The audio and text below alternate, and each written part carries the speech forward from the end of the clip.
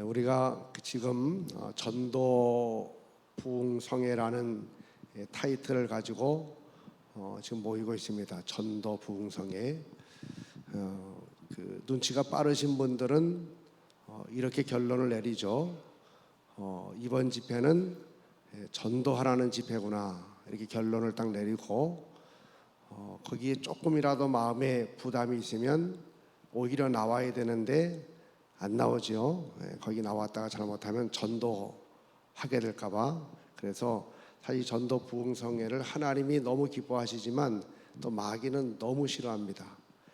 그래서 우리가 심령 부흥회, 제가 이제 우리 이번 집회는 전도하지 말고 그냥 심령 은혜 부흥회 해달라 그러면 이제 그렇게 하는데, 그 시간은 저는 이렇게 표현합니다. 그 시간마다 아주 생수를 한 바가지씩 여러분에게 드리면 아주 시원하게 마시는 그런 시간이라면, 전도 부흥회는 우물 파는 집회입니다. 우물.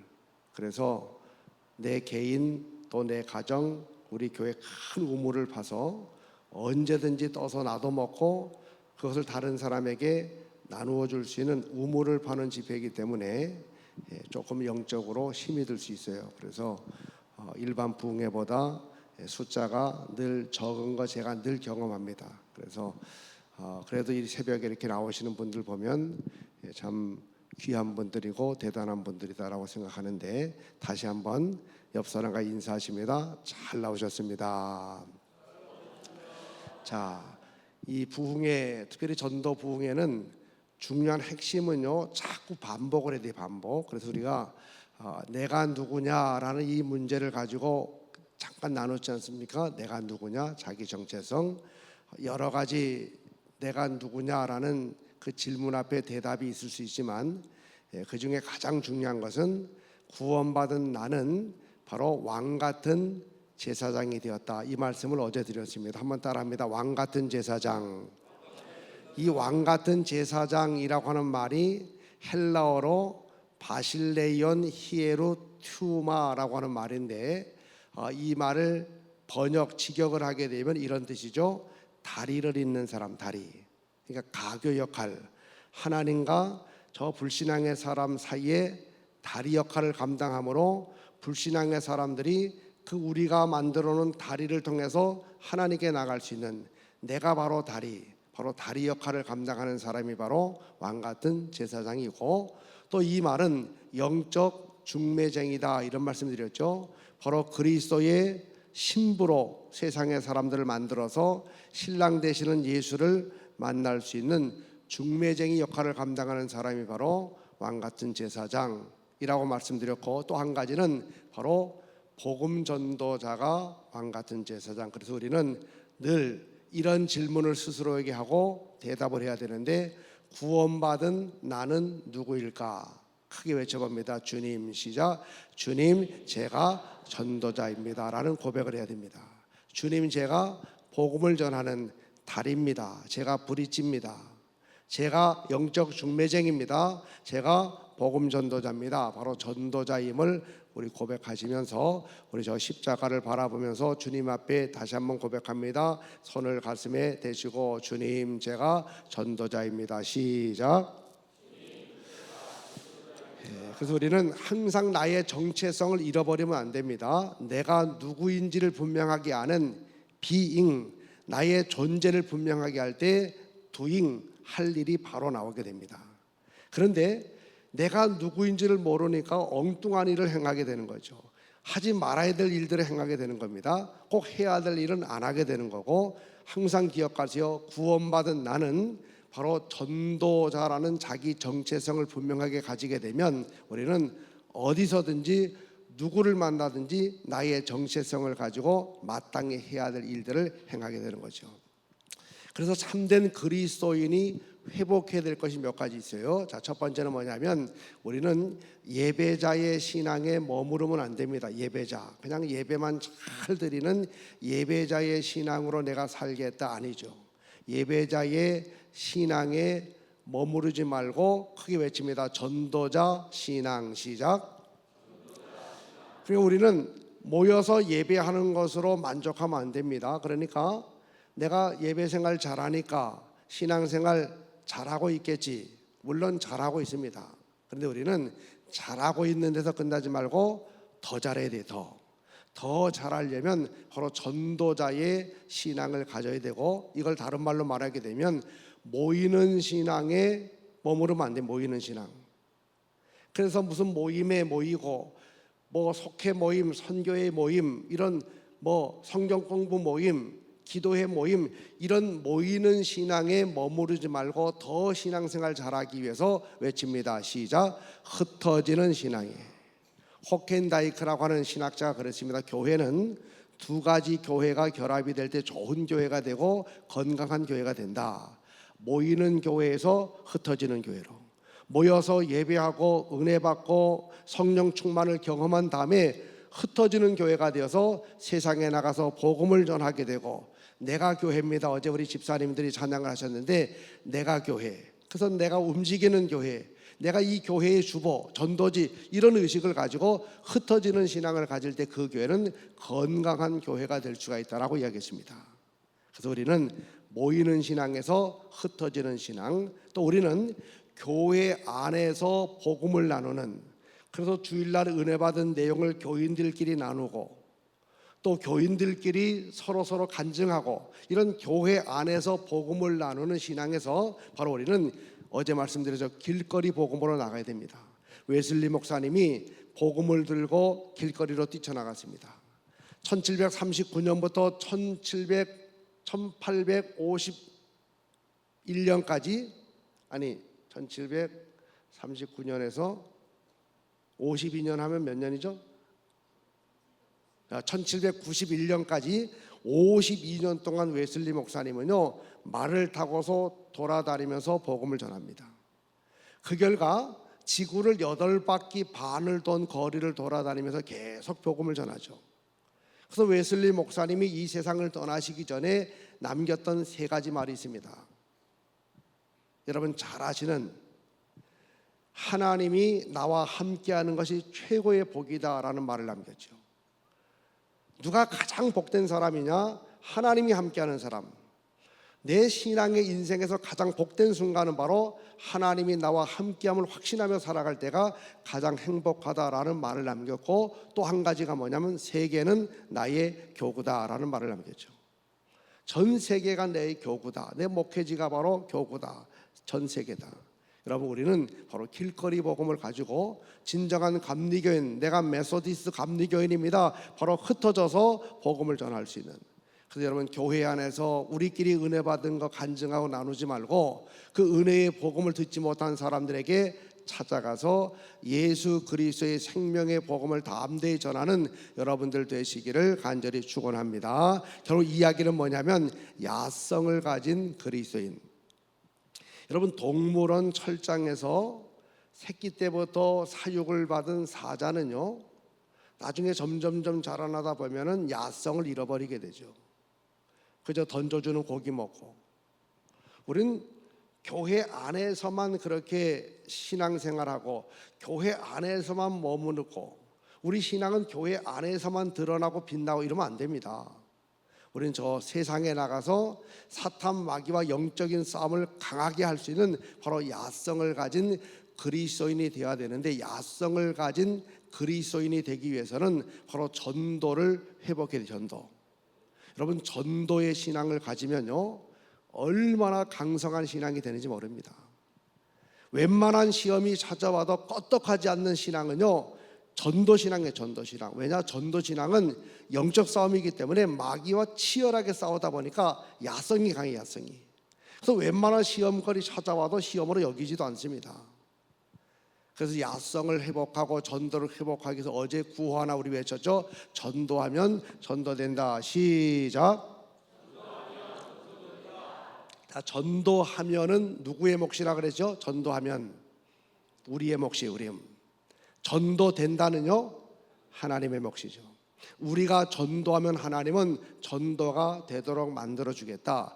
여리고성을 13바퀴 도는 것은 백성들의 몫이었고, 그 난공불락의 성 여리고를 와장창 무너지게 한 것은 하나님의 역사였고, 저 사람이 구원받을 수 있을까? 저 사람이 예수를 믿을 수 있을까? 이런 생각 들 수도 있지만, 우리가 전도하면 하나님은 하나님의 방법을 동원해서 그 사람의 불신의 장막이 무너지도록 만들어 주시기 때문에 우리 크게 믿음으로 한번 외쳐봅니다. 전도하면 전도된다. 시작. 자, 그래서 제가 9월달 작년에도 알려드렸고 어제도 우리 잠깐 했지만, 제가 전도 그러면 여러분은 된다, 된다, 된다, 된다, 된다, 잘 될 겁니다. 전도 이렇게 하는 거예요. 아셨죠? 예. 자, 주먹을 치시고 주먹을. 자, 그래서 전도 부흥회는요, 이렇게 딱딱하게 하면 아주 힘들어요. 그래서 좀 재밌게 해야 되니까 제가 전도 여러분 된다, 된다, 된다, 된다 이렇게요. 자, 전도 된다, 된다, 된다, 된다, 된다. 잘 될 겁니다. 전도 여러분 통해서 전도가 잘 될 줄로 믿으시면 아멘 하시기 바랍니다. 제가 이제 오늘 새벽에는요, 그럼에도 불구하고 지금은 전도가 안 되는 시대라고 말하고 교회들마다 전도를 안 하고 또 전도가 어렵고, 근데 여러분 아십시오, 지금 전도하는 게 어렵다고 말하지만 처음의 교회들 또 교회 역사를 보면요, 지금보다 전도하기가 쉬웠던 시대는 한 번도 없었습니다. 여러분 이거 아셔야 됩니다. 지금 뭐 이래서 어렵고 저래서 어렵다고 말하지만 지금보다 전도하기 쉬웠던 시대가 있었나요? 없었습니다. 우리 한국만 보십시오. 선교 초창기에 전도하는 거 얼마나 어려웠는지 모릅니다. 갖은 핍박이 기다리고 있었죠. 이제는 박해, 핍박 뭐 이런 단어가 거의 한국 사회에서 사라졌습니다. 전도한다고 무슨 뭐 나라가 박해를 하게 되고 뭐 이런 거 별로 없죠. 예? 제가요 안식년을 이제 맞이해 가지고 교회에서 3달 휴가를 줬습니다. 그래서 제가 4월 8일부터 6월 7일까지 2달을 쓰고 이제 9월 달에 또 1달을 쓰는데, 이 안식년을 어떻게 좀 뜻깊게 보낼까? 무조건 쉬는 게 안식이 아니니까. 그래서 제가 선택한 것은, 이제 제가 또 내일 저녁 말씀드리겠지만 우리 교회가 교회를 많이 짓는 그런 교회로 이제 소문이 나지 않았습니까?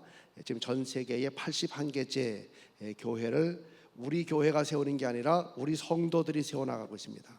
그러다 보니까 제가 봉헌 예배를 다 드리러 가야 돼. 교인들이 원하니까. 그러다 보니까 이제 자주 나가는데, 그래서 이번에 안식년 때 좀 몰아서 가자. 저는 이제 목회를 할 때에 아프리카 저 남아공의 케이프타운 뭐 이런 데 교회를 세워도 저는 주일 저녁에 출발해서 토요일 날 아침이면 한국에 돌아옵니다.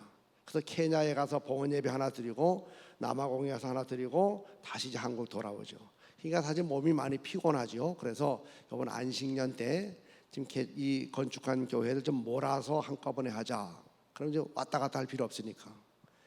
그래서 저 모잠비크라고 하는 곳에 세계 봉헌 예배, 또 탄자니아, 또 케냐, 또 말레이시아의 부흥회, 그러면서 또 중동 지역의 선교 6개 나라를 다니면서 한인교회들 집회하고 선교사들 만나고 그렇게 했습니다. 중동에 가서 그 걸프 지역의 6개 그 나라, 사우디, 오만, 아랍에미레이트, 쿠웨이트, 바레인, 카타르 이렇게 6개 나라에 가서 선교사들 만나서 대화하고 또 선교 정책을 같이 나누는 이런 시간들도 많이 가졌는데, 여러분 보십시오. 그 지역에서 그 지역의 사람들에게 전도하는 거 법으로 금지가 돼. 법으로요. 외국 사람이 선교사든 누구든 간에 외국 사람이 그 지역의 나라의 사람에게 전도하는 자체가 법으로 금지가 되었어요. 그런데 아주 비밀스럽게 계속 만나가지고 복음을 전함으로 한 사람이 이슬람에서 개종을 해서, 예를 들어봅니다. 개종을 해서 크리스천 하나를 얻었어요. 그런데 이 개종한 사람의 집에서 자기 아들이 이슬람교를 버리고 기독교인이 되었다라는 이야기를 들었습니다. 그러면요, 보수적인 집안에서는 어떻게 하는가 하면 자객을 보내. 자객을 보내서 자기 아들을 죽이는데, 이걸 가리켜서 명예살인이라. 명예살인. 자기 집안의 가문의 명예를 지키기 위해서 살인을 한다 그래서 법적으로 허용을 합니다. 명예살인. 아니면 조금 덜한 집안에서는 그 아들을 아예 호적에서 파버려 가지고 내쫓아요. 이렇게.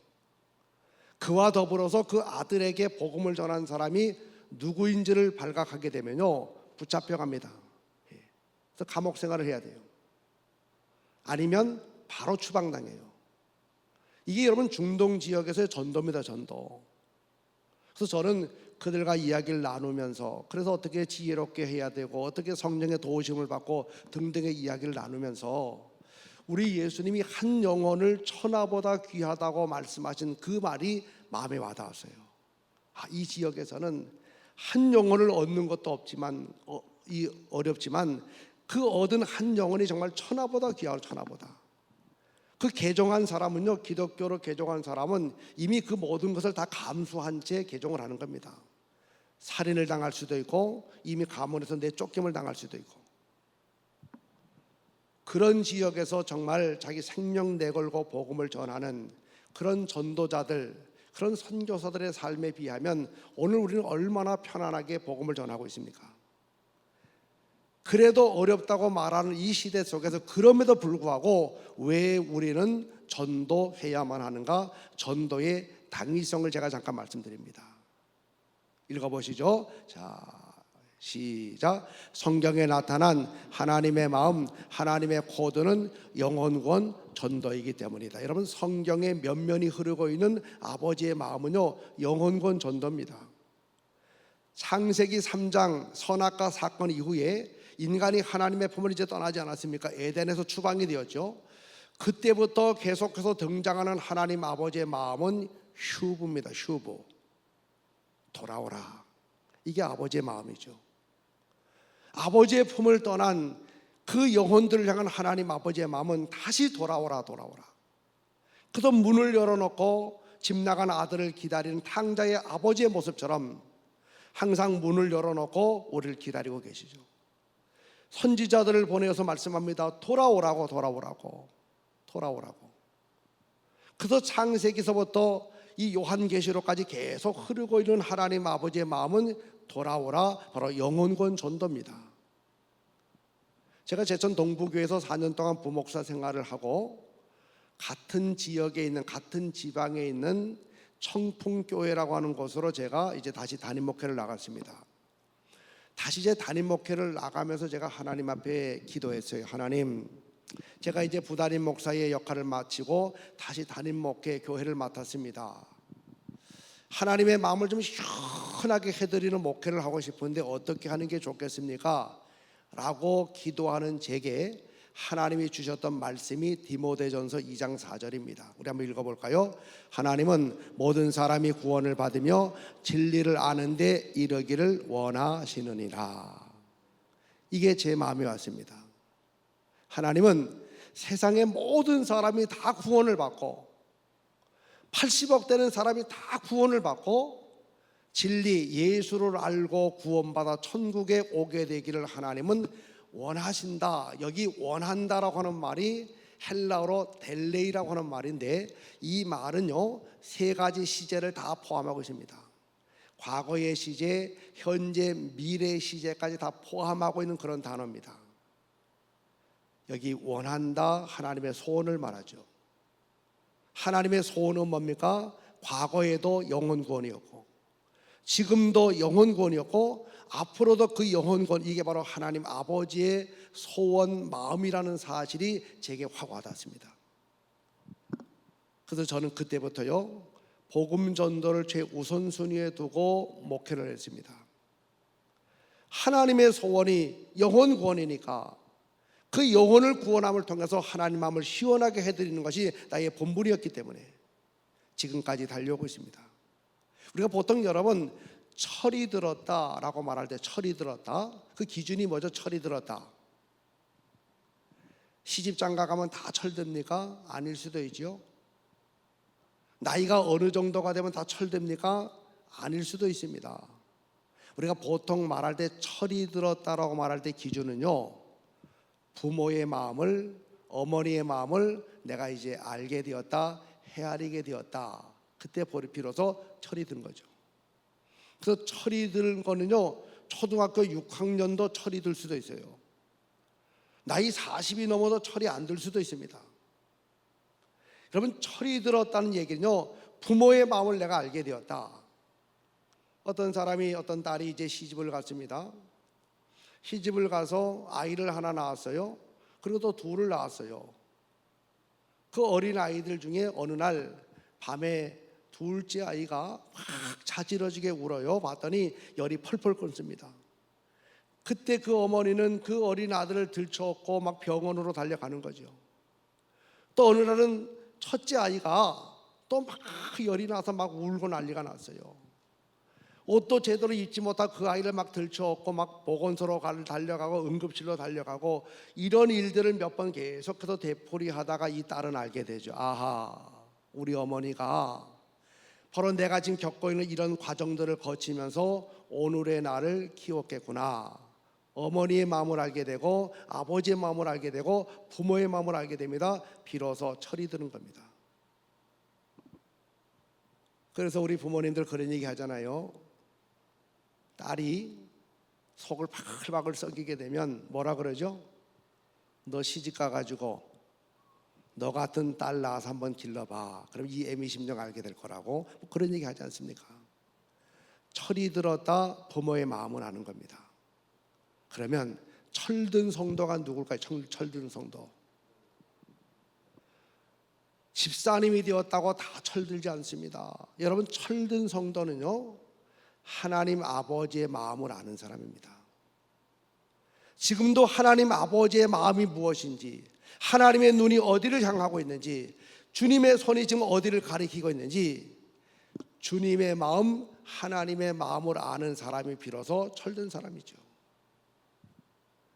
자, 성경을 보십시오. 하나님께서 이 세상에 독생자를 보내주시는데 읽어볼까요? 하나님이, 시작. 하나님이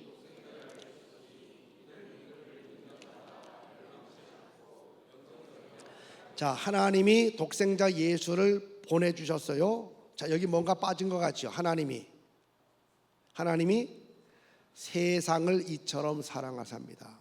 하나님이 왜 독생자 예수를 보내셨을까? 세상을 사랑해서, 세상의 영혼들을 사랑해서 그 영혼들을 살리고 구원하기 위해서. 하나님 아버지의 마음은요, 바로 영혼권 전도입니다. 우리는 성경을 볼 적마다 어떤 관점을 가지고 보느냐가 참 중요하지 않습니까?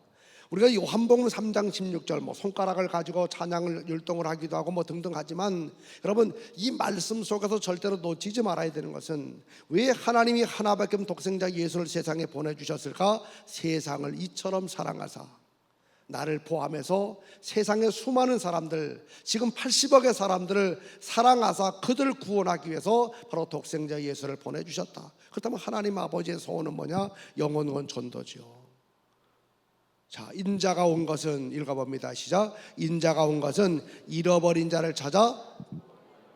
예수님이 세상에 오신 것은 잃어버린 영혼들, 그 영혼들 향해서 늘 아버지는요, 저 영혼 돌아와야 될 텐데, 이런 마음을 늘 가지고 있는 것을 예수님이 보셨습니다. 그래서 하늘의 보좌를 버리시고, 어제도 말씀드린 것처럼 자의적으로 이 세상에 내려오셨어요. 바로 예수님은 하나님 아버지의 마음을 알았기 때문에 하늘의 영광을 버리고 이 세상 우리 가운데 오셨던 겁니다. 오늘 우리가 누굽니까? 이미 구원받은 하나님의 맏아들 같은 바로 우리들 아닙니까? 지금 우리들을 바라보고 계시는 그 하나님의 마음이 있습니다. 너 저 세상에 가서 너의 동생들, 저 죽어가는 영혼들, 그들을 찾아가지고 내게로 데리고 오라. 이게 바로 하나님 아버지의 마음 아닙니까? 교회 안에만 머물면서 내가 할 일만 하고 내 유익만을 추구하는 삶이 아니라, 하나님 마음을 가지고 세상에 나가서 저 죽어가는 영혼들에게 생명의 복음을 전함으로 바로 그들을 찾아서 와라. 이게 바로 하나님 아버지의 마음이죠. 예수님이 바로 그걸 실천했습니다. 로마서 1장 29절에 나오는 말씀처럼 예수님은 하나님의 맏아들입니다. 우리의 맏형이 되시는 예수님께서는 바로 예수님의 동생인 우리들이 저 세상 가운데서 방황할 때 하늘의 보좌를 버리고 우리 가운데 와서 우리를 위해서 십자가의 대속의 죽음을 통해서 구원해서 하나님께로 인도하게 되었죠. 오늘 교회 안에 있는 우리의 사명이 바로 그겁니다. 아버지의 그 애끓는 마음을 가지고 저 세상에 나가서 죽어가는 영혼들에게 아버지가 얼마나 그들을 사랑하고 기다리고 있는지 전해줌을 통해서 그들을 하나님 앞으로 인도하는, 그것이 바로 우리의 사명이죠. 오늘 본문입니다. 같이 읽어보겠습니다. 시작. 이르시되 우리가 다른 가까운 마을들로 가자. 거기서도 전도하리니 내가 이를 위하여 왔노라 하시고. 보십시오. 예수님은 당신이 세상에 오신 목적에 대해서 애매모호하게 말씀하지 않았습니다. 분명하게 구체적으로 말합니다. 나는 이 세상에 전도하기 위해서 왔다라고 말씀을 했어요.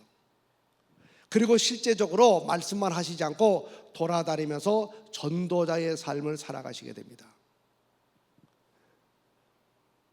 우리 남성들은 제가 하는 이야기가 조금 빨리 이해가 될 수도 있고 그럴 텐데, 여러분 이런 거 아닙니까? 우리의 대장 되시는 예수님이, 이제 군대로 말하면 별 4개를 달고 있는 대장 예수님이 어느 날 부하들, 제자들, 부하들에게 나타나셨어요. 이렇게. 그래서 이렇게 말하는 겁니다. 얘들아, 내가 이 세상에 왜 왔는 줄 아느냐? 그러면서 나는 전도하기 위해서 왔어. 이렇게 자신이 온 목적을 이야기했어요. 그리고 다른 얘기를 안 합니다. 그 다음부터. 그리고 나서는 그 제자들, 부하들이 보는 앞에서 전도지를 이만큼 들고 막 나가서 땀을 뻘뻘 흘리면서 막 전도해. 이렇게. 그럼 부하들 그거 구경만 합니까? 군대로 말하면요, 지휘관이 그렇게 솔선수범해서 하게 되면 밑에 쫄병들은 따라서 해요. 따라서.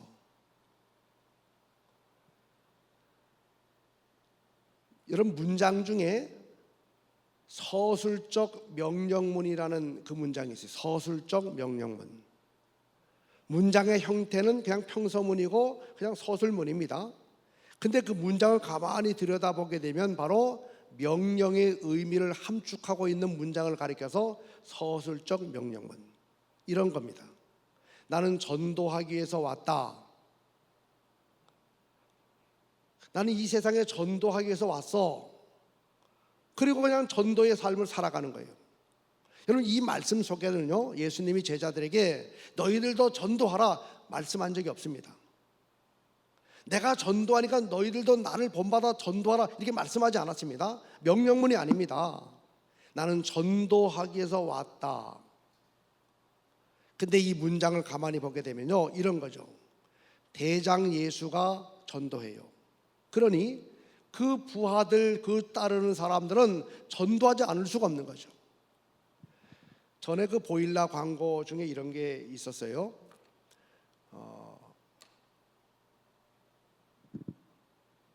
어떤 할아버지, 어떤 아버지, 시골에 사는 아버지가 서울에 있는 아들이나 며느리나 또 딸이나 사위에게 영상 편지하는 것을 패러디해 가지고 보일러 광고를 하나 만든 게 있습니다.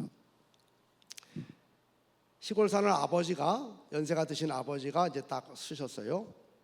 이제 카메라를 바라보고 이제 영상 편지를 쓰는 거죠. 서울에 있는 아들에게 아들아, 요즘 너 잘 지내고 있느냐? 안부를 물어봅니다. 그리고 갑자기 이렇게 얘기해요.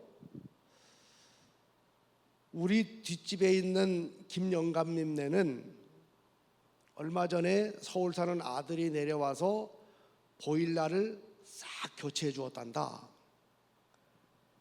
요즘 날씨가 좀 추워졌는데 그 김영감님네는 나를 만날 때마다 너무 좋다고 이야기한다. 따뜻해서. 그런데 아들아, 나는 요즘에 왜 이렇게 추운지 모르겠다. 이러고서 보일러 광고가 끝이 나요. 여러분 그 이야기 속에는요, 아버지가 아들에게 보일러 해달라는 말 한마디도 안 했습니다. 너 이번에 내려와서 보일러 교체 안 해주면 내 아들이 아니야, 이런 말도 안 했습니다. 그냥 단순하게 김영감님네는 서울 사는 아들이 내려와서 보일러를 교체해 줬는데 날마다 아주 따뜻하게 지낸다고 하더라. 나는 요즘에 왜 이렇게 추운지 모르겠다. 이렇게 말했어요. 근데 이 말 속에는요, 너 이야기 듣고 내려와서 보일러 안 교체해주면, 교체 안 해주면 너는 내 아들도 아니야. 빨리 내려와서 보일러 교체해줘. 이런 문장을 가리켜서 서술적 명령문을 그래요. 여러분 대장 되시는 예수가 오신 목적이 전도요. 그 말만 딱 한 다음에 솔선수범해서 전도했다면 그 예수를 따르는 제자된 우리들은 당연히 마땅히 전도자의 삶을 살아야 됩니다. 뭐 예수님만 하십시오, 우리는 그냥 뒷짐지고 구경만 하겠습니다, 이건 진정한 제자가 아닙니다. 제자가 누굽니까? 따르는 사람입니다. 스승을 따르는 거죠. 그 스승의 등판을 바라보면서 그 모습을 따라가는 겁니다. 대장 예수가 전도자의 삶을 계속 사셨다면 그를 따르는 제자된 우리도 마땅히 전도하는 것이 마땅한 거죠. 그래서 하나님 아버지의 마음을 우리는 다시 한번 영혼권 전도라는 사실을 분명하게 알아야 됩니다. 자, 예수님이 12명의 제자를 세우셔서 읽어보겠습니다. 시작. 이에 12를 세우셨으니 이는 자기와 함께 있게. 보시죠. 예수님이 제자들, 지금으로 말하면 직분자들, 집사님들, 권사님들, 장로님들, 이렇게 직분자들 세운 목적 두 가지가 있습니다. 자기와 함께 있게 하시고, 그래서 동행하는 거죠. 그래서 같이 예배도 드리게 되고, 근데 여기서 끝나지 않습니다. 함께 있게 하시고 또 한 가지는 또 보내서 전도도 하며. 우리 집사님들 잘 들으셔야 됩니다. 권사님들, 장로님들 잘 들으셔야 됩니다. 왜 하나님이 많고 많은 사람 중에 나를 집사님으로, 권사님, 장로님으로, 직분자로 세우셨을까? 단순히 교회 안에서 주님을 예배하는 예배자의 삶을 살라고 우리를 부른 게 아닙니다. 가장 중요한 사명은요, 주님과 함께 동행하면서 은혜를 받고 말씀으로 무장한 다음에 세상에 나가서 전도자의 삶을 살아감으로, 복음을 전함으로 영혼들을 구원하라고, 바로 전도의 사명, 아버지의 마음, 영혼권의 사명을 이루라고 여러분들을 집사님으로, 권사님으로, 장로님으로 세우셨다는 사실 믿으시기를 간절히 축원합니다. 영혼권 전도. 우리 예수님이 이 세상에 오셔서 5대 사역도 말하면 보통 세 가지를 말해요. 세 가지. 하늘나라를 선포하시고, 무지한 자들 깨우쳐 주시고 가르쳐 주시고, 병든 자 고쳐 주시고. 세 가지입니다. 세 가지. 선포, 교육, 치유. 그 목적이 뭘까? 궁극적인 목적은요, 영혼 구원입니다. 그 영혼을 구원하기 위해서 하늘나라 비밀을 선포하셨죠. 무지한 자 깨우쳐 주셨습니다. 육체의 병을 고쳐 주셨죠. 그 예수께서 십자가를 지시고 돌아가십니다. 그 목적이 뭡니까? 궁극적으로 우리의 영혼을 구원하기 위해서입니다. 3일 만에 다시 부활하셨어요. 그 목적이 뭡니까? 당신이 구약 성경에 예언된 메시아 그리스도, 바로 우리의 영혼 구원을 위해서 40일 동안 세상에 계시다가 하늘나라 승천하시는데, 그 소중한 40일, 다시 살아온 40일 동안 뭐 하셨을까? 두 가지.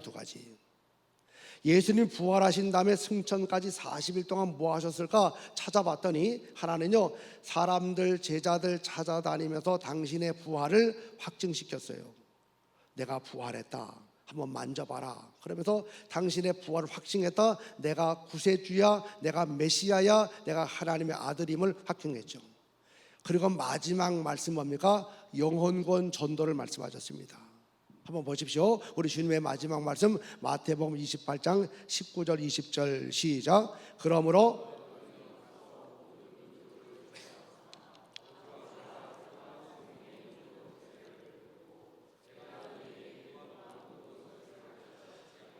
볼지어다 내가 세상 끝날까지 너희와 항상 함께 있으리. 보십시오. 우리 주님은 승천하기 직전에 마지막으로 하셨던 말씀에 대해서 마태는 이렇게 보도하고 있습니다.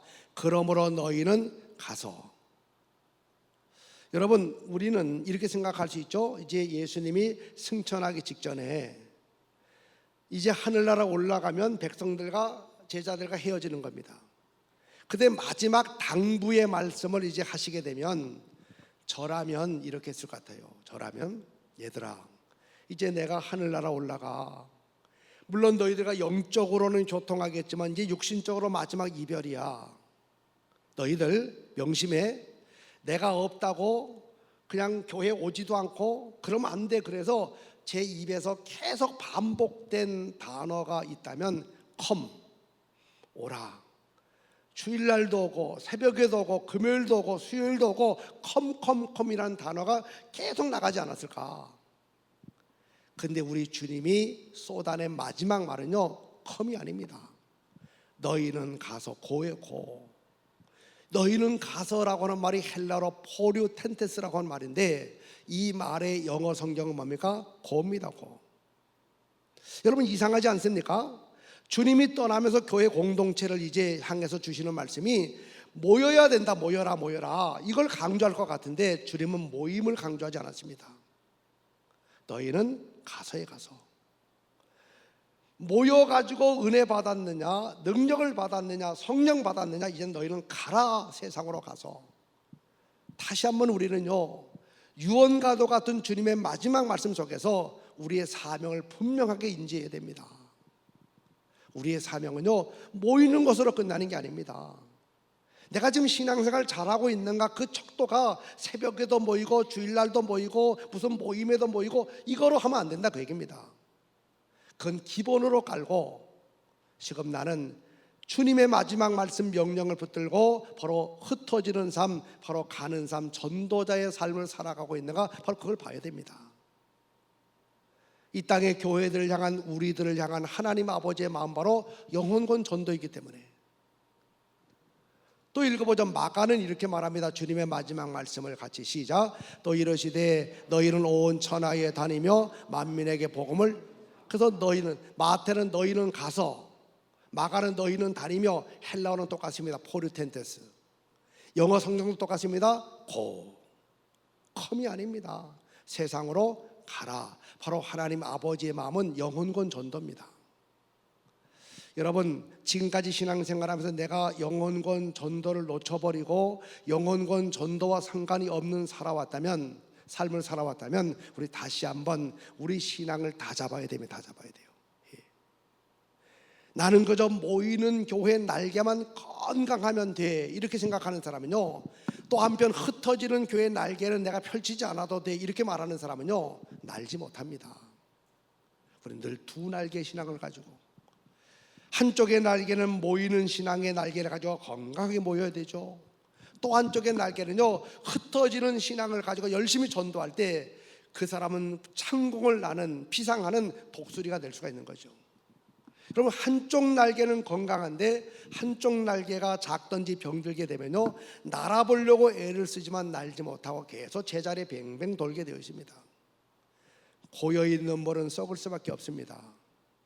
아무리 수천만 원짜리 자전거도요, 앞을 향해 달려나가지 않는 자전거는 좌로든 우로든 넘어지게 되어 있습니다. 신앙은 비상해야 됩니다. 날아야 됩니다. 그러려면 두 날개가 건강해야 돼요. 모이는 신앙, 새벽기도 신앙, 금요일 저녁 신앙, 주일 신앙 건강해야 됩니다.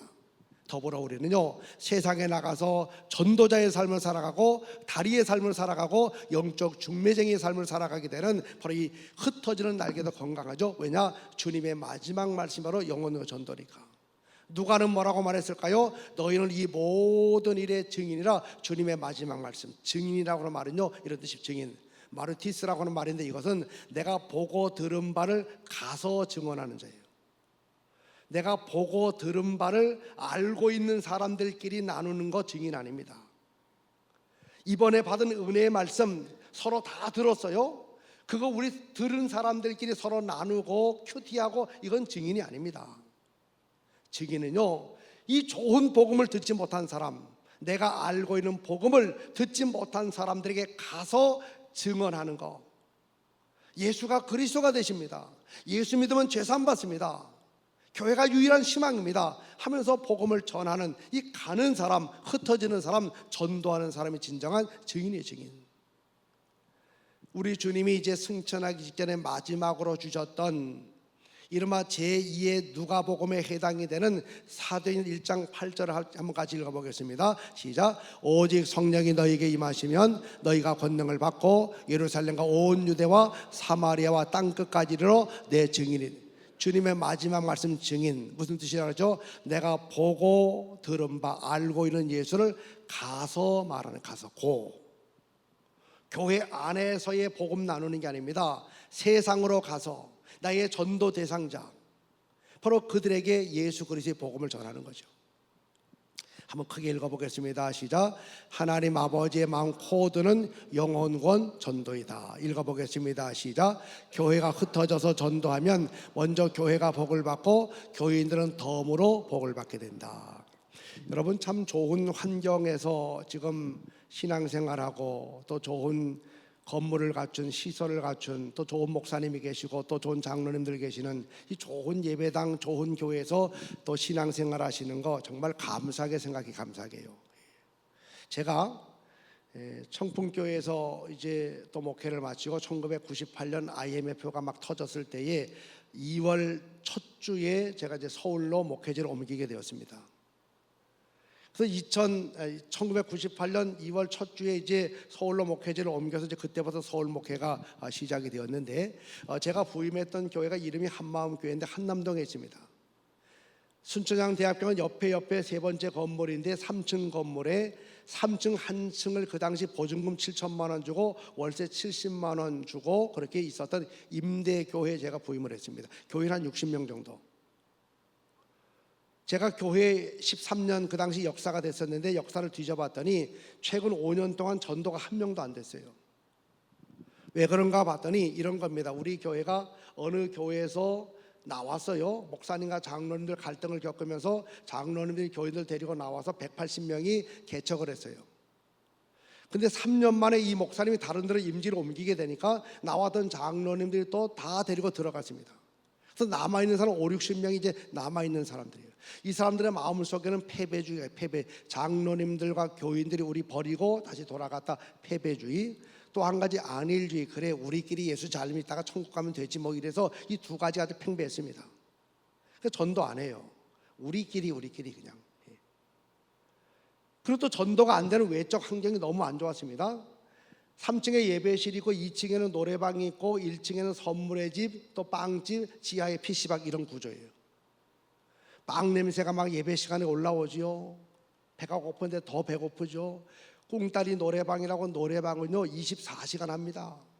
그 입구가 얼마나 어둠컴컴한지 몰라요. 그래서 1층에서부터 2층 노래방을 통과해서 3층 예배실로 올라가야 되는데 막 반짝이 별로 해놓고 컴컴하고 쿵쿵거리고, 그야말로 교인들이요, 그래요, 전도 좀 하라 그러면 목사님, 오히려 목사님 우리한테 감사하셔야 됩니다. 그래, 왜요? 이랬더니 사실 우리 몸 하나 간수하기도 어렵습니다.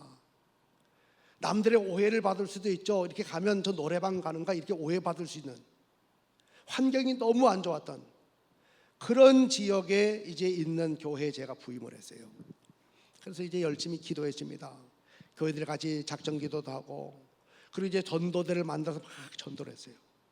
그랬더니요, 제가 98년 2월에 부임을 해서 5월 달부터 이제 전도를 시작을 했습니다. 8개월이 지난 12월 말이 되었을 때에 글쎄 그 아골골짝빈들 같은 노래방을 뚫고 들어와서 전도가 되어서 정착한 교인들의 숫자가 몇 명이었는가 하면 25명. 뭐 반응 없어도 아무 상관없어요. 그때 우리는 기적이 일어났다. 기적이. 몇 년 사이에 전도 한 명도 안 되던 교회가요, 그냥 8개월 만에 25명의 새신자가 등록을 하게 되었으니까 교인들이 깜짝 놀래가지고 자기들이 해놓고도, 그리고 그 다음에는 한 50명이 막 등록을 해요. 또 그 다음에 한 70명이 등록을 합니다. 그러다가 한일 월드컵이 열렸던 2002년도에 우리가요, 한 건물이 1차 그 경매에서 유찰이 됐는데 2차에 우리가 덤벼들었어요. 지상 5층, 지하 1층, 6층짜리 건물. 그 당시 14, 5천만 원의 2차 경매에서 우리가 낙찰을 받습니다. 6억 원을 들여가지고 오크 참나무로 리모델링 공사를 싹 했어요. 이참에 담임 목사님 사택도 구입하자 그래서 그때 저는 이제 전세였었는데 보증금 월세였었는데, 그래서 한남 그 전철역 앞에 리버탑 아파트라고 거기 3억 원을 두고 구입을 했어요. 그때까지 우리에게 전 자산이 2억 원입니다. 2억 원. 보증금 7천만 원, 담임 목사 사택 보증금 얼마 해가지고 전체 다 2억밖에 없었는데, 건물 사는데 14억 5천만 원, 리모델링 하는데 6억, 또 아파트 사는데 3억, 총 얼마 들었죠? 23억, 10배가 넘는 일을 감당했어요. 물론 우리가 융자도 받았습니다. 교인들 작정금도 2번 했어요. 그렇지만 어떻든 간에 그 엄청난 일을 감당하게 되었죠. 그러면서 교회가 계속 부흥하는 겁니다. 우리 교회는요, 서울연의 전도학교가 있어요. 1년에 한 번, 두 번씩. 서울연의 전도학교가 정동 제1교회에서 열려지게 되는데 항상 실습교회는 우리 교회. 그 전도 이론을 공부한 사람들이 이제 실습할 때가 되면 우리 교회로 옵니다. 그럼 제가 이제 강의를 한 다음에 우리 교인들이 조교가 되어가지고 1대1로 딱 붙어가지고 다 하나가 전도를 실습 보여주게 돼요. 그래서 교회가 계속 성장하게 되었습니다. 어느 날, 지금은 세상을 뜨셨지만 장로님이 한 분 계셨는데 그 장로님이 제게 하셨던 말씀이에요. 목사님 오셔서 우리 온 교인들이 하나가 되어가지고 우리가 흩어져서 전도했더니 먼저 교회가 이렇게 복을 받지 않았습니까? 근데 하나님의 복은 전도자를 향한, 전도하는 사람을 향한, 교회를 향한 하나님의 복은요, 교회로 끝나지 않았습니다. 교회를 이루고 있는 교인들이 덤으로 복을 받아가지고 얼마나 복을 받았는지 몰라요. 갑자기 한남동이 재개발 바람이 불면서 집값이 막 올라가게 돼요. 막 그냥 그 산등성이에 막 그냥 학고방 같은 그 다닥다닥 붙어있는 그런 집에 살던 교인들의 집값이 막 급상승을 하게 되니까요, 갑자기 다 막 3배, 4배로 그냥 뛰게 됐어요. 월세 살던 사람이 전세하는 거로, 전세 살던 사람이 내 집을 구입하게 되고, 자기 집 가던 사람이 더 큰 집으로 또 이사를 가게 되고, 뿐만 아닙니다. 자녀들 잘 되죠. 범사가 잘 되죠. 영적으로 잘 되죠. 그러면서 그 장로님이 그냥 교인들 하나씩 이야기하면서 어느 가정 이게 잘 되고 그분 하늘나라 가셨지만 제게 하셨던 말씀 지금도 기억이 나요. 그래서 제가 늘 지금도 생각합니다. 교회가 전도했더니, 하나님이 가장 기뻐하는 영혼권 전도했더니 교회가 시련과 환난 다 이겨버리게 되고, 내 몸 하나도 간수하기 어려울 정도로 정말 내가 부끄러움을 가지고 감수하고 신앙생활을 하고 있습니다. 어떤 분이 그런 얘기를 했는데, 꿍따리 노래방 참 많이도 싸웠어요. 거기 때문에.